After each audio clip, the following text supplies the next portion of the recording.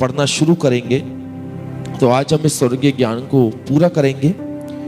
और याकूब की पुस्तक उसका 3रा अध्याय और 3रे अध्याय की हम आज 14वीं आयत से मनन करना शुरू करेंगे। याकूब 3रा अध्याय और 3रे अध्याय की 14 पद से हम लोग आज की सुबह देखेंगे कि यहाँ परमेश्वर का वचन क्या कहता है। जी मैं पढ़ूंगी याकूब की पत्री उसका 3रा अध्याय उसकी 14वीं आयत। पर यदि तुम अपने अपने मन को कड़वी ढा और विरोध रखते हो तो सत्य के विरोध में घमंड न करना और ना तो झूठ बोलना। बस एक एक करके हम चीजों को देखेंगे।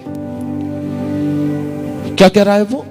ऊपर उसने हमसे कहा था कि तुम में ज्ञानवान और समझदार कौन है, जो हमने कल इस बात पर मनन किया था कि तुम में ज्ञानवान और समझदार कौन है, जो ऐसा हो वह अपने कामों को अच्छे चाल चलन से उस नम्रता सहित प्रकट करे। यानी कि यदि तुम में कोई ज्ञानवान है, कोई समझदार है, तो वो अपने चाल चलन को प्रकट करे, पेश करे। और किसके साथ? नम्रता और दीनता के साथ।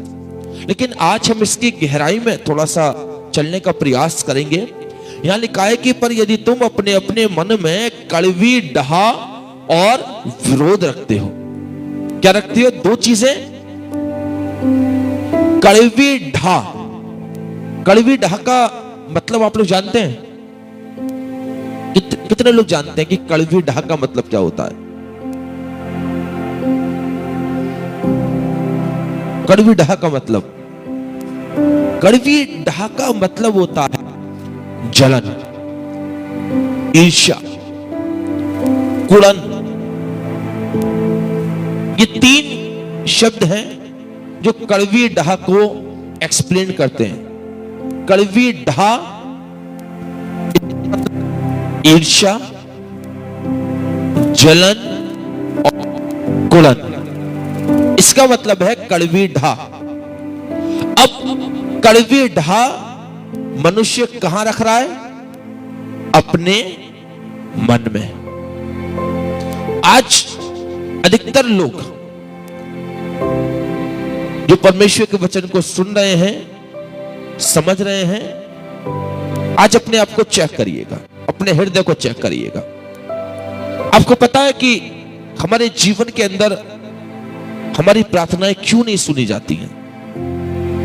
कभी सोचा इस बात को?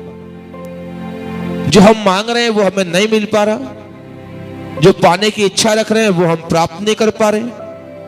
क्यों? क्योंकि पीछे कि एक जुबान से आप 2 रूप में सेवा नहीं कर सकते।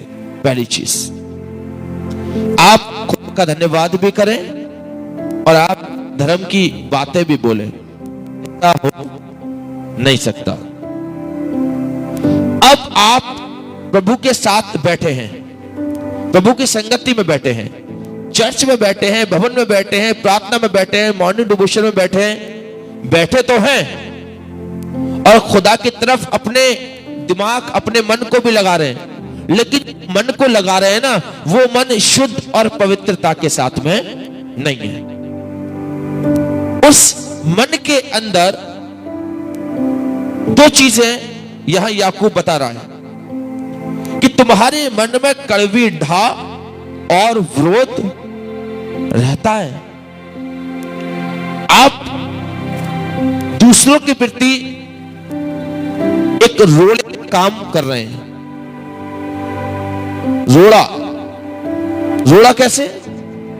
कि यदि कोई इंसान कुछ अच्छा करने का प्रयास कर रहा है, उसके हर एक काम के अंदर रुकावट को पैदा करना या किसी दूसरे इंसान का विरोध करना, चाहे वो भले ही अच्छा भी कर रहा है, लेकिन तो भी बहुत से लोगों की ये कंडीशन होती है कि सबके कामों में अपनी टांगों को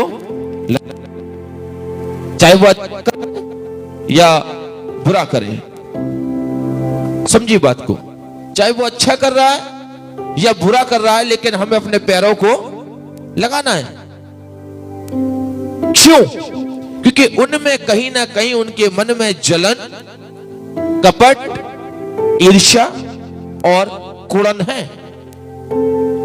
जो मनुष्य किसी दूसरे से जलता है, उसकी तरक्की को देखकर, उसकी खुशी को देखकर, यदि किसी के बच्चे अच्छी तरक्की को पा गए, अच्छी एजुकेशन को पा गए, अच्छी नौकरियां लग गई, आस पड़ोस के लोग उसके प्रति अपने मन में कड़वाहट रखने लगेंगे। किसी ने अच्छा घर बना लिया, अच्छी गाड़ी ले ली, अच्छी बाइक ले ली, आस पड़ोस के लोग कपट रखना शुरू कर देंगे, जलना चालू कर देंगे, कोड़ना चालू कर देंगे। आपसे सीधे मुंह कोई बात नहीं करेगा। और वो लोग सोचेंगे कहां से आया, कैसे आया, ये कैसे इतनी बड़ी तरक्की कर रहा है, कैसे इसके बच्चे आगे बढ़ रहे हैं, कैसे इसके जीवन में सब कुछ अच्छा अच्छा अच्छा अच्छा और अच्छा हो रहा है। बोले हालेलुया।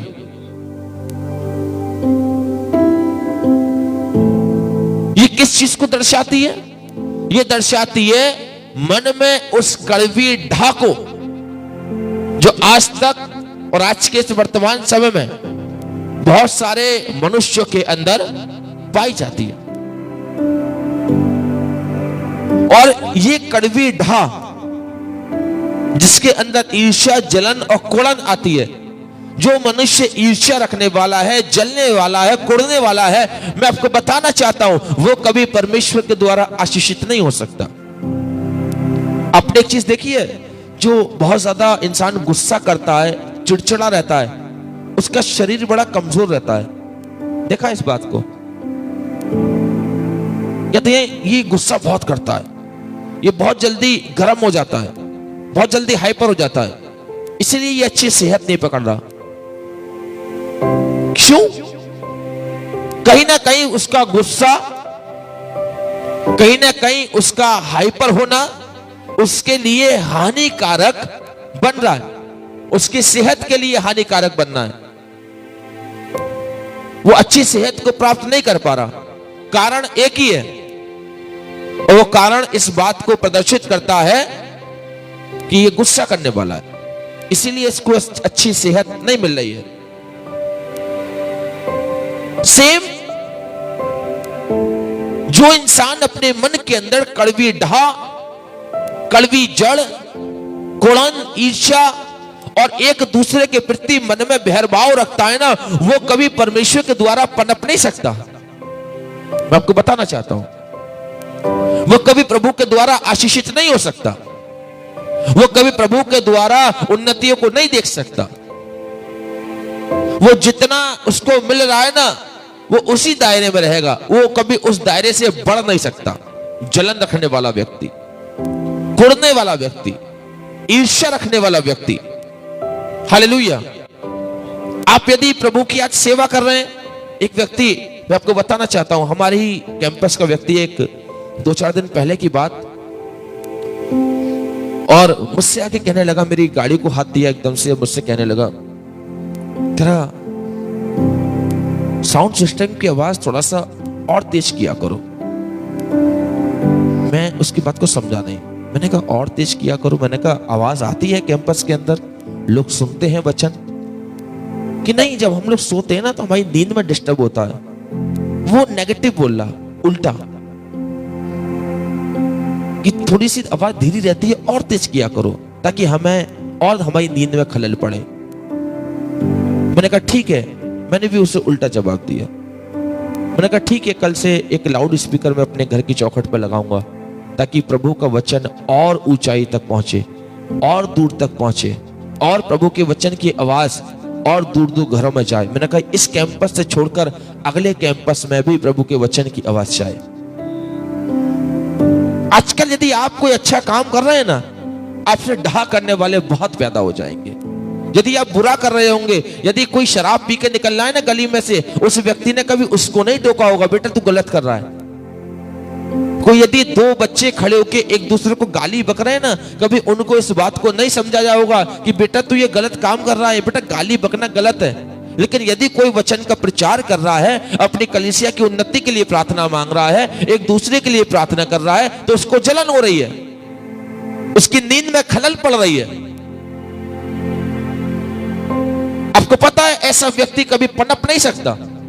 वो जिस दायरे में है ना, तो वो उसी दायरे में वो मर जाएगा। वो उस दायरे से कभी बाहर नहीं निकल सकता। उसका जीवन एक कुएं के मेंढक के समान है। एक कुआं देखा है आपने? कभी देखिएगा, यूट्यूब पर जाइएगा, डालिएगा कुआं और कुआं का मेंढक, आपको एक झील दिखाई देगी। एक मेंढक जिसका जन्म भी कुएं में हुआ, जो कुएं की चार दीवारी के अंदर घूमता रहा, वहीं उसका विवाह हुआ, वहीं उसके बच्चे हुए, वहीं मरा और वहीं दफन हो गया। किसके अंदर? कुएं के अंदर। उसने कभी बाहर की दुनिया नहीं देखी, ना वो बाहर निकला कभी। लेकिन यदि कोई अच्छा कर रहा है, कोई सेवा कर रहा है, कोई एक दूसरे के प्रति प्रार्थना कर रहा है, तो आज लोग अपने मनों में ढा रखेंगे, कड़वाहट रखेंगे। साउंड सिस्टम की आवाज थोड़ी और तेज किया करो। जब उन्होंने बाद में बोला ना कि हमारी नींद में दखल होती है, हम सो नहीं पाते, मैंने कहा शाम को 9 बजे कौन सोता है? सुबह 7 बजे कौन सोता है? फिर वचन मेरे कानों में आया कि ये वो लोग हैं जो दूसरे की आत्मिकता से चलते हैं। हालेलुया। जलन रखने वाले, कुड़ने वाले, एक दूसरे का विरोध करने वाले। और ये चीज यहां नहीं, आप लोगों के साथ भी है। जब आप प्रभु की सेवा करेंगे, बाइबल लेके हाथ में निकलेंगे, लोग कहेंगे हाँ बहुत बड़ा प्रचारक हो गया, बहुत बड़ा धर्मी हो रहा है, बहुत सारी बातें बोलेंगे। क्यों?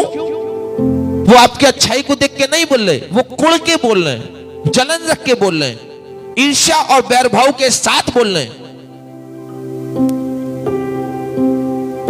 लेकिन आज की सुबह मैं आपको बताना चाहता हूं, ऐसे लोग जो हैं, मैं फिर कहूंगा, वो परमेश्वर के द्वारा आत्मिक और स्वर्गीय ज्ञान को कभी रिसीव नहीं कर सकते, न कभी आशीष प्राप्त कर सकते हैं।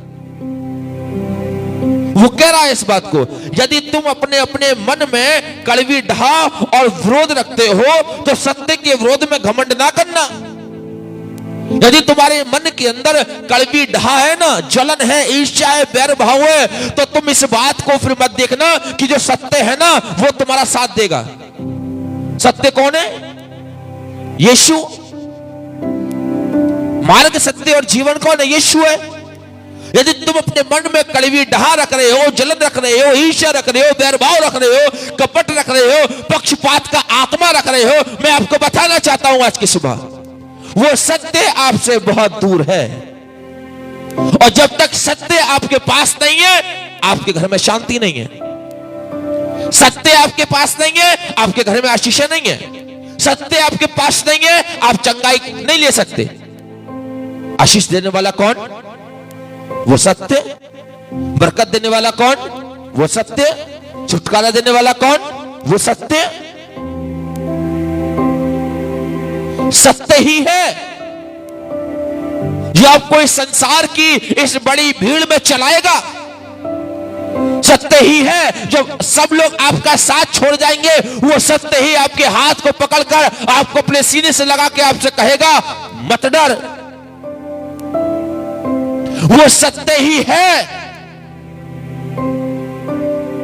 जब अपना अपना नहीं रहेगा,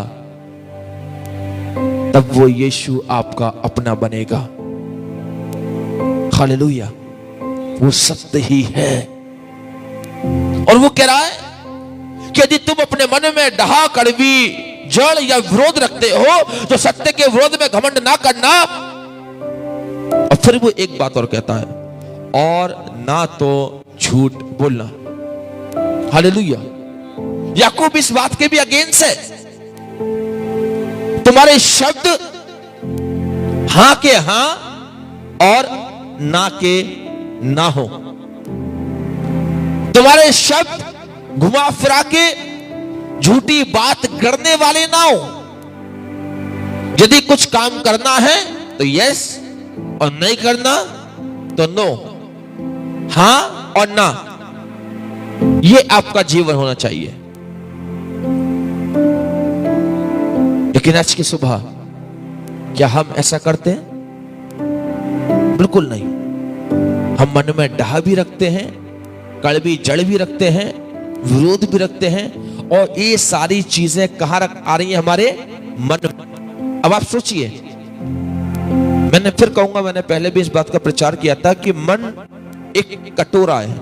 क्या? एक कटोरा। एक एग्जाम्पल आपको देता हूं। एक कटोरा है और उसके अंदर बिसलरी का पानी है। कितने लोग पीना चाहेंगे? शायद सब। कोई मना नहीं करेगा, क्योंकि वो कैसा है? साफ सुथरा, अच्छा और प्योर। ठीक है। अब फिर मैंने एक कटोरा लिया, उसमें भी पानी है, लेकिन मैंने ऊपर से एक कीचड़ की बूंद गिरा दी। अब कितने लोग पीना चाहेंगे? हालेलुया। निखिल पियोगे? वंश पियोगे? क्यों नहीं पियोगे? कारण बताओ। कारण? वो पानी गंदा है। वो पानी गंदा है। भले ही कंपनी का है, बिसलरी का है, लेकिन कैसा है? गंदा है। मन हमारा एक कटोरे के समान है। इसी मन के अंदर हम विरोध भी रख रहे हैं, कड़वी जड़ भी रख रहे हैं, कपट भी रख रहे हैं, ईर्ष्या भी रख रहे हैं, जलन भी रख रहे हैं। तो क्या इस मन को परमेश्वर कबूल करेगा?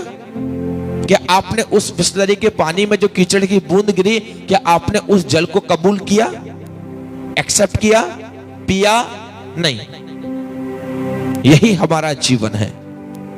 एक कटोरा, उसके अंदर ईर्ष्या, बैरभाव, जलन, कपट सब कुछ है, और उस कटोरे का नाम क्या है? मन। और आप कह रहे हैं, हे मेरे मन तू प्रभु को धन्य कहे। जो जलन, जो कपट, जो ईर्ष्या है, वो कभी इस बात को बोलेगी नहीं, हे प्रभु तेरा धन्यवाद धन्यवाद धन्यवाद।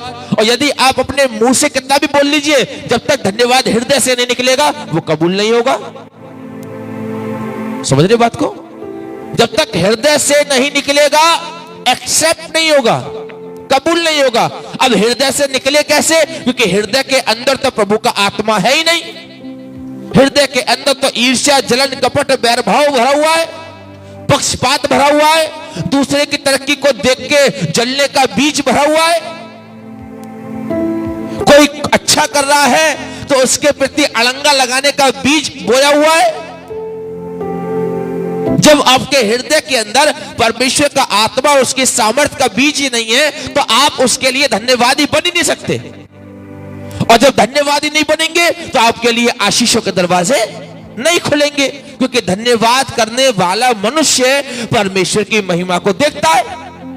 आपने धन्यवाद नहीं दिया, आपके लिए आशीष का दरवाजा नहीं खुला। और धन्यवाद आपके हृदय से तब निकलेगा जब आपका हृदय धन्यवाद देने के योग्य बनेगा। हालेलुया। वो एक्वागार्ड का पानी, वो बिसलरी का पानी, जब तक उसके अंदर जो कड़वी बूंद गिरी है ना, जो गंदी बूंद गिरी है, जब तक वो प्योर नहीं किया जाएगा दोबारा से, वो पीने के योग्य नहीं बनेगा। चाहे कितनी भी बड़ी कंपनी का पानी ले लूं, चाहे कितनी भी बड़ी बिसलरी की बोतल, एक्वा की बोतल ले लूं, कोई मायना नहीं है, कोई मुद्दा नहीं है। सेम आपका जीवन है, चाहे आप 30 साल के हो जाएं, 60 साल के हो जाएं, 70 साल के हो जाएं, 80 साल के हो जाएं, जब तक आपके मन में से ये कड़वी ढा, ये कड़वी जड़, ये कड़वा बीज नहीं निकलेगा, आपका जीवन खुदा की दृष्टि में स्वीकार योग्य नहीं बनेगा। यह जीवन कभी परमेश्वर स्वीकार नहीं करेगा। महत्व इस बात का नहीं है कि पानी बहुत बड़ी कंपनी का है। महत्व इस बात का नहीं है कि आप वचन सुनते सुनते सुनते सुनते आपकी उम्र 60 साल 65 साल की हो गई है। महत्व इस बात का है कि क्या वो जल प्योर है,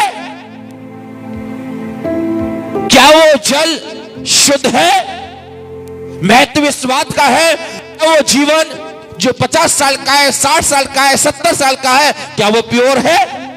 क्या वो शुद्ध है? क्या उसका हृदय, उसके विचार शुद्ध है? हालेलुया। समझिए बात को। जो कड़वी ढा और कड़वी जड़ आ रही है वो आप पवित्र नहीं कर रही है। इब्रानियों 12-15 पढ़िएगा जरा। इब्रानियों की पुस्तक 12-15 को जरा पढ़िए मेरे सामने। सुनिएगा इस वचन को और बड़े ध्यान से सुनिएगा जो मैं आपके सामने एक आयत पढ़वाने के लिए जा रहा हूं। इब्रानियों की पुस्तक 12 अध्याय और उसका 15 पद। यस, क्या लिखा हुआ है यहां पर? ध्यान से देखते रहो, ध्यान से देखते रहो, ऐसा ना हो कि कोई परमेश्वर के अनुग्रह से वंचित रह जाए। ठीक है, आगे।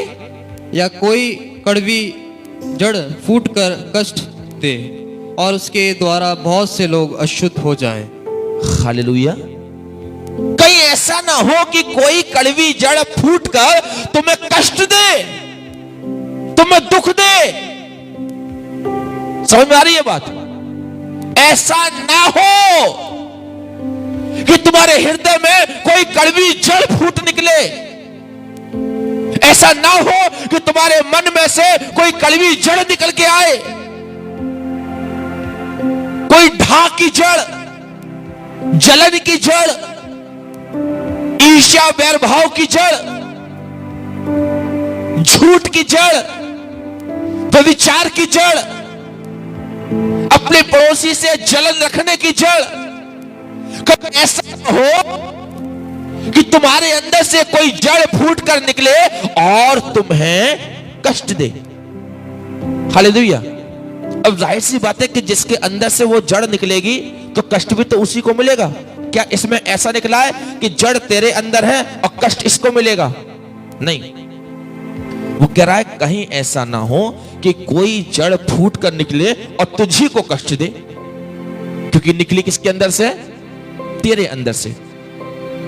समझ में आ रही है ना बात? निकली किसके अंदर से? तेरे अंदर से। तू जलन रख रहा है, तू कुल रहा है,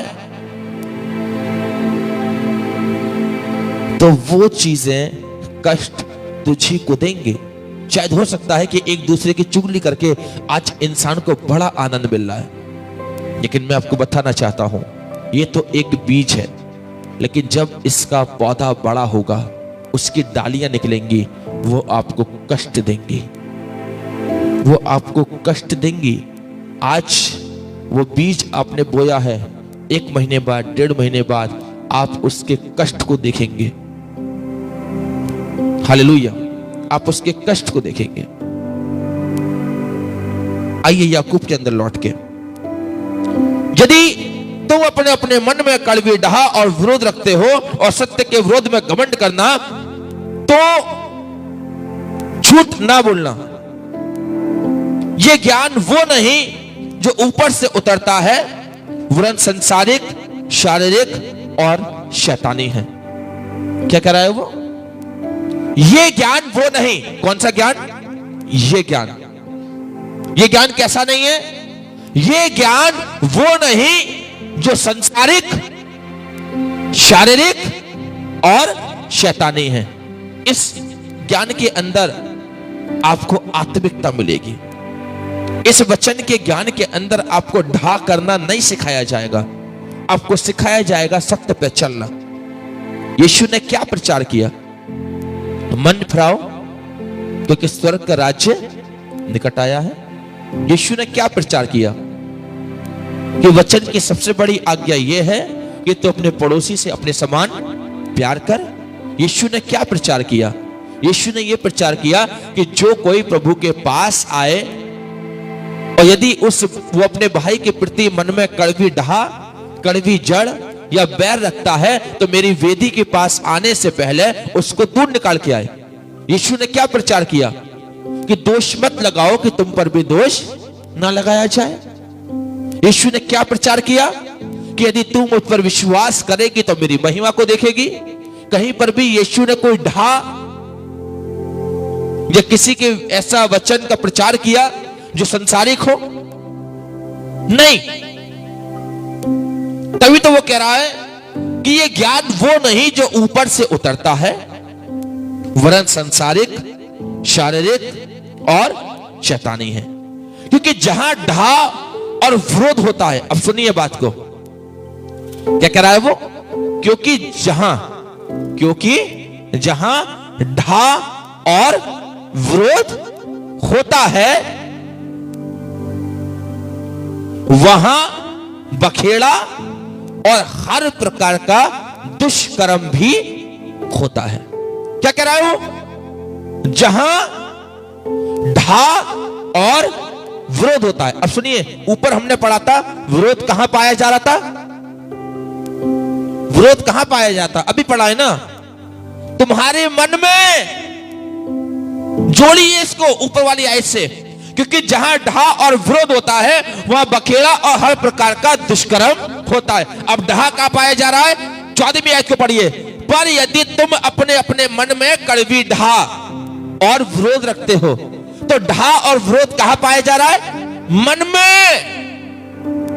और जिसके मन में कड़वी ढा और विरोध है, क्या बना हुआ है, बखेड़ा। बखेड़ा का मतलब जानते हो, लड़ाई की जड़।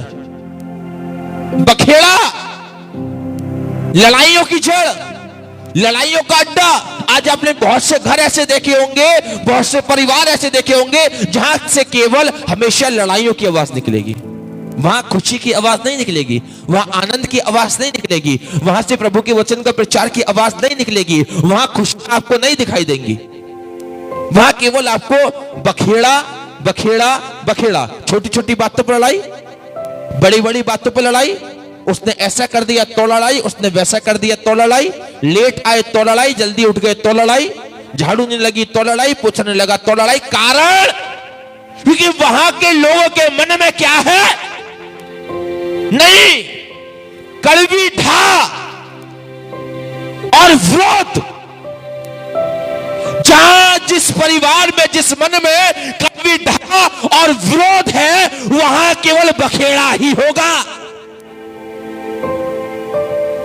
वहां लड़ाई होंगी, वहां झगड़ा होगा। क्योंकि जहां ढा है और विरोध होता है, वहां बखेड़ा और हर प्रकार का दुष्कर्म भी होता है। वहां क्या हो रहा है, हर प्रकार का दुष्कर्म। हर प्रकार का दुष्कर्म कैसे, अब जहां लड़ाई होगी वहां गालियां भी होंगी, है ना। जहां लड़ाई होगी वहां एक दूसरे के लिए बुरा भला भी बोलेंगे। जहां लड़ाई होगी वहां इंसान एक दूसरे को सीधी आंख से देखना पसंद नहीं करेगा।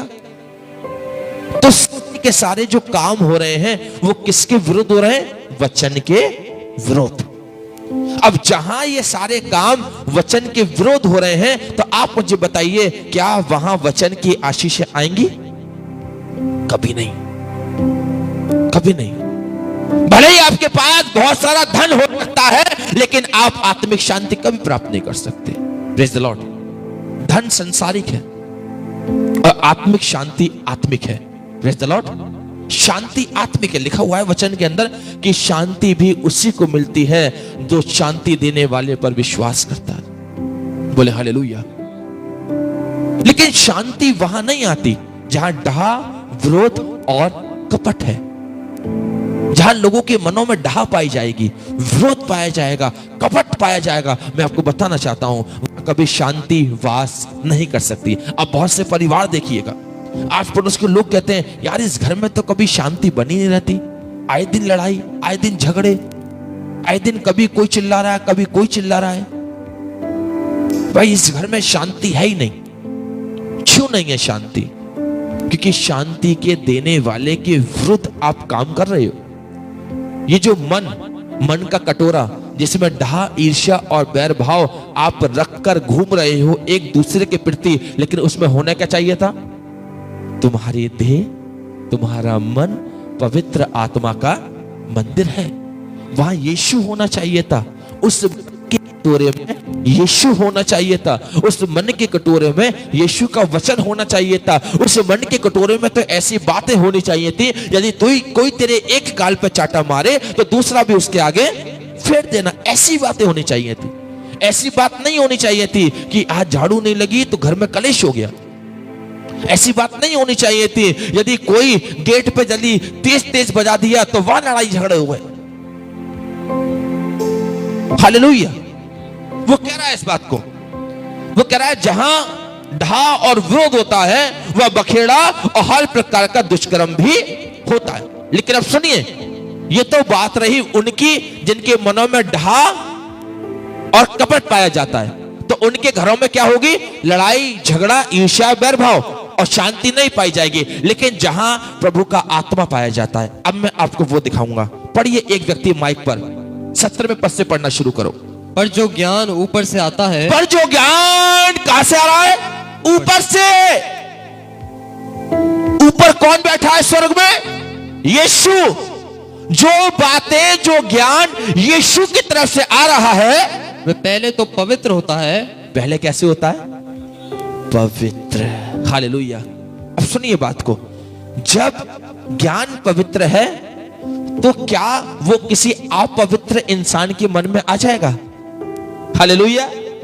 जब ज्ञान पवित्र है तो वो क्या अपवित्र हृदय में आ जाएगा? नहीं। जब ज्ञान पवित्र है और स्वर्ग से पवित्र ज्ञान आ रहा है तो वो पवित्र ज्ञान पवित्र लोगों के मनों में ही जाएगा। हालेलुया। यदि एक प्रार्थना के अंदर मैं आपको बताना चाहता हूं 50 लोग बैठे हैं, 100 लोग बैठे हैं, एक बड़ी प्रार्थना हो रही है, 100 लोग बैठे हुए हैं, लेकिन प्रभु के दास ने 100 लोगों की चंगाई के लिए प्रार्थना करी। गवाही देने के लिए कितने लोग खड़े हुए? 5। 95 क्यों चंगे नहीं हुए? क्योंकि वो स्वर्गीय चंगाई उन 95 के जीवन में नहीं आई, क्योंकि कहीं ना कहीं उनके कटोरे में अशुद्धता पाई जाती थी। हालेलुया। चंगाई आई ऊपर से, स्वर्ग में से चंगाई आई, स्वर्ग में से अभिषेक आया, लेकिन वो अभिषेक वो चंगाई उन्हीं के मन में गई जिन्होंने उस समय अपने मन के कटोरे को उस यीशु के लिए पवित्र किया। हालेलुया।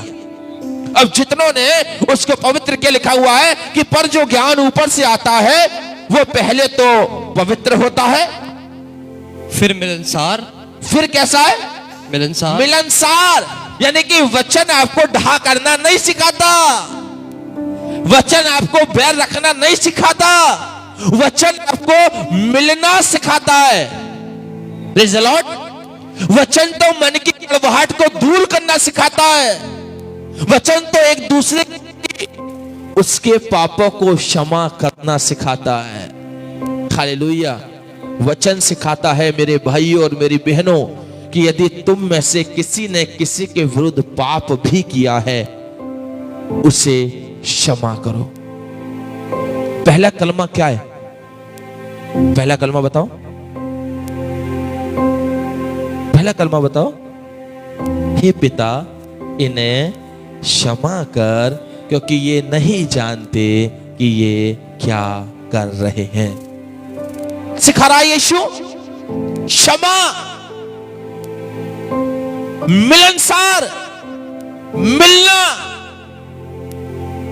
जो ऊपर से आ रहा है वो पहले तो कैसा है? पवित्र है, फिर मिलनसार है, फिर आगे क्या आता है? कोमल। कोमल यानी कि soft. Praise the Lord. Soft, मुलायम। जिस मन के अंदर परमेश्वर का आत्मा होगा उसकी जुबान, उसके शब्द कोमल हो जाएंगे। और आगे लिखा है और मधुभाव, मधुभाव और दया, और दया, और अच्छे फलों से लदा हुआ, अच्छे फलों से लदा हुआ, और पक्षपात और कपट रहित होता है। पक्षपात और कपट रहित यानी कि जिस मन के अंदर प्रभु का वचन आ रहा है, जिसके कटोरे के अंदर प्रभु का वचन आ रहा है, वो मनुष्य कैसा है? पक्षपात और कपट से रहित। यानी कि उसके मन में किसी के लिए कोई बुरी भावना नहीं है, उसके मन में किसी के लिए कोई बुरा कपट नहीं है, उसके मन में किसी के लिए कोई बुरी भावना, बुरी कपट, बुरे विचार नहीं है। क्यों नहीं है? क्योंकि उसके अंदर कोमलता है, उसके अंदर नम्रता है, उसके अंदर दया है, और उसका मन अच्छे फलों से लदा हुआ है। हम वचन के अंतिम पड़ाव में हैं। यदि किसी का कोई प्रार्थना का निवेदन है, आप जल्दी से अपने प्रार्थना और विनती के निवेदनों को हमें डाल दीजिए। आज हर व्यक्ति के लिए हम गहराई के साथ प्रार्थना करेंगे। वो कह रहा है, और अच्छे फलों से लदा हुआ और पक्षपात और कपट रहित होता है। 18 बात को पढ़िए। मिलाप कराने वाला धार्मिकता का फल मेल मिलाप के साथ बोते हैं। मिलाप कराने वाले, मिलाप कराने वाले, यानी कि एक की बात नहीं हो रही है, बहुत सारे। यहां ये जो वचन बोला जा रहा है, ये क्या करा रहा है? ये मिलाप भी तो करा रहा है। किसका मिलाप? परमेश्वर का और मनुष्य का। हालेलुया। ये जो परमेश्वर ने प्रेयर टावर, प्रेयर रूम बना रखा है, ये क्या करा रहा है? ये मिलाप भी तो करा रहा है। हालेलुया। वचन के द्वारा, वचन की सत्यता के द्वारा मनुष्य को रूबरू करा रहा है। और बहुत सारे लोग इस वचन को सुनकर अपने मन की कड़वाहट को दूर कर रहे हैं। Praise the Lord. वो अपने मन की कपट को दूर कर रहे हैं। वो अपने मन में ईर्ष्या और बैरभाव की आत्मा जो पाई जाती है, उनको दूर कर रहे हैं। आज बहुत से लोग अपने आप को बहुत ताकत के साथ बदल चुके हैं। Praise the Lord. आज बहुतों की बोली नम्र और दीन हो चुकी है। किसके द्वारा? इस वचन के द्वारा।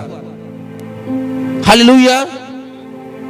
वचन आपको मेल मिलाप करना सिखा रहा है। वचन आपको धार्मिकता का फल बोना सिखा रहा है। Praise the Lord.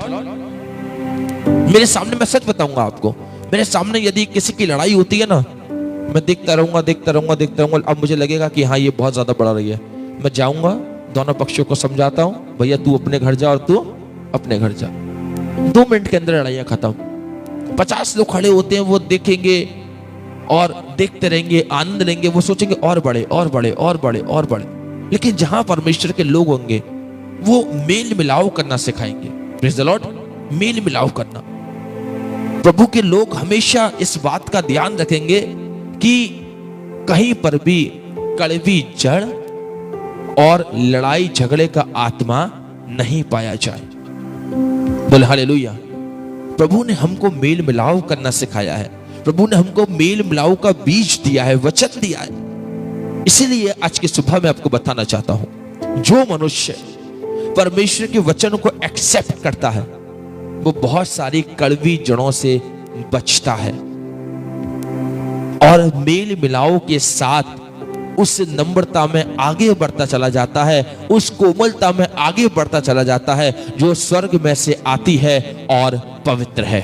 बोले हालेलुया। आइए अपनी आंखों को बंद करें और प्रार्थना में चलेंगे। हर एक व्यक्ति अपनी आंख को बंद करिए। Thank you Father, thank you Jesus.